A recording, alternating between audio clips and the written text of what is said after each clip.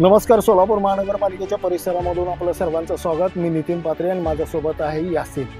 आत्ताच पालिका आयुक्त सचिन ओंबासे यांनी पत्रकार परिषद घेऊन सोलापूर महानगरपालिकेच्या होऊ घातलेल्या महानगरपालिका निवडणुकीच्या प्रभागाचे प्रभाग रचना त्यांनी जाहीर केली.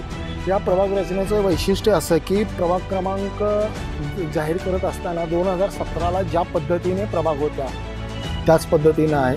ह्याच्यामध्ये कुठलाही बदल नाही आहे. विशेष म्हणजे लोकसंख्येमध्येही बदल नाही, कारण जे 2017ला होती तीच ह्यावेळेस त्यांनी गृहीत धरली आहे. आणि आता जो काय आपण प्रभाग पाहणार आहोत तो प्रभाग क्रमांक 18.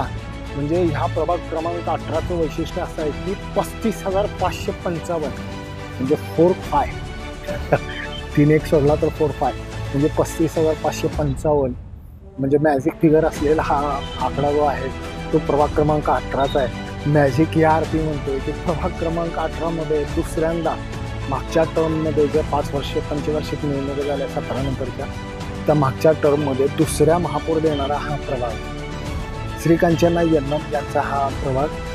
आणि ह्या प्रभागाचं वैशिष्ट्य असं की 2017 पूर्वी किंवा 17च्या नंतर उत्तरचे आमदार विजयकुमार देशमुख यांचं वर्चस्व किंवा यांचं नियंत्रण किंवा यांच्या नेतृत्वाखाली शहरमध्येचं सगळं लक्ष दिलं जात होतं. पक्षाचं राजकारण केलं जात होतं, कारण विद्यमान खासदार हे पूर्वी विधानसभेच्या आमदार त्या भागातूनच होत्या. त्यामुळे साहजिकच भाजपाचे आमदार विजयकुमार देशमुख यांचं लक्ष किंवा त्यांच्या नेतृत्वाखाली शहरमध्येचे कार्यकर्ते तयार केले जाते. प्रभाग क्रमांक 18चं आणखी एक वैशिष्ट्य असं की या प्रभागामध्ये विजयकुमार देशमुख यांचे निकटवर्ती आणि खास किचन मेडमधलं जे म्हणायला हरकत नाही शिवानंद पाटील हे याच प्रभागातून येतात.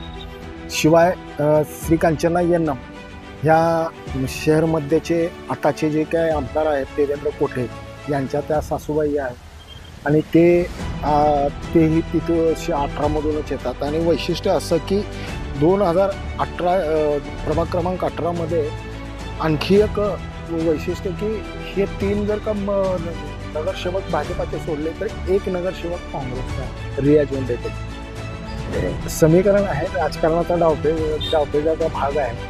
म्हणजे केलं तर खूप काही होऊ शकतं आणि केलं तर खूप काही होऊ शकत नाही. पण आता ज्या काही महानगरपालिकेच्या निवडणुका आहेत ह्या निवडणुकीमध्ये वैशिष्ट्य असं की शहरमध्येचे आमदार शहर 18वर कशा पद्धतीने आपली रणनीती आखणार, कुणाला उमेदवारी देणार, कुणाची उमेदवारी कट करणार, हे जसं राजकारणाला एक वेगळं वळण देणारं आहे. मला तर मी अगदी स्पष्ट म्हणेन की प्रभाग क्रमांक 18चे जर का राजकीय पडसाद हे प्रभाग क्रमांक 10 प्रभाग क्रमांक 11 ह्यासारख्या प्रभागावर पडू शकतात.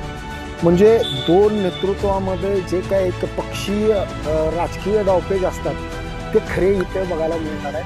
आणि विशेष म्हणजे आरक्षण सोडतीनंतर राजकीय डावपेचाला सुरुवात होईल.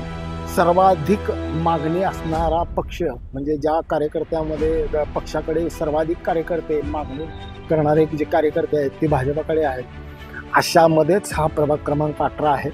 आणि ह्याच्यामध्ये आणखी एक गोष्ट बघण्यासारखी की बाबा विद्यमान आमदार देवेंद्र कोटे आणि विद्यमान उत्तरचे आमदार विजयकुमार देशमुख हे कशा पद्धतीनं प्रभाग क्रमांक 18ला हाताळणार याकडे आता सर्वांचंच लक्ष लागून राहिलं आहे.